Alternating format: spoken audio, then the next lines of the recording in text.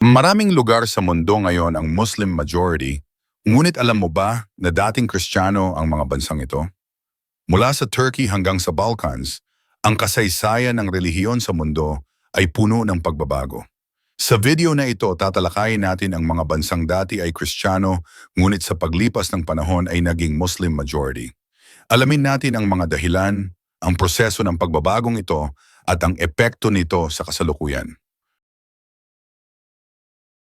Unang tignan natin ang Turkey na dating kilala bilang Byzantine Empire.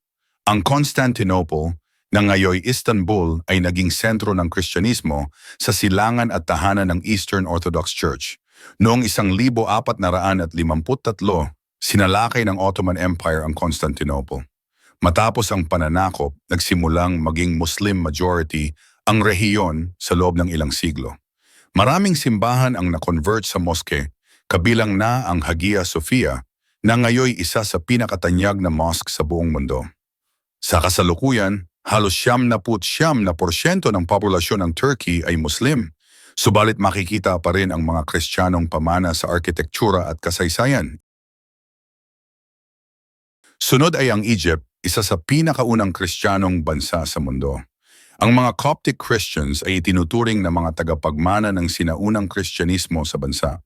Ngunit noong ika-7 siglo, sinakop ng mga Arab Muslims ang Egypt. Sa sumunod na mga siglo, unti-unting naging Muslim majority ang bansa dahil sa pananakop, social at economic incentives o at natural na pagbabago ng populasyon. Ngayon, halos lahat ng Egyptian ay Muslim, ngunit may matatag na Coptic Christian minority na nagpapanatili sa kanilang wika, relihiyon, at tradisyon sa loob ng higit 1,000 taon. Sa North Africa, kabilang ang Libya, Tunisia, Algeria at Morocco, dating Kristiyano ang karamihan noong panahon ng Roman Empire. Nang dumating ang Islam sa rehiyon sa pamamagitan ng Arab conquests, unti-unti itong pinalitan ng Islam. Sa mga sumunod na siglo, halos lahat ng populasyon ng North Africa ay naging Muslim at ang Kristiyanong pamayanan ay napaliit na lamang.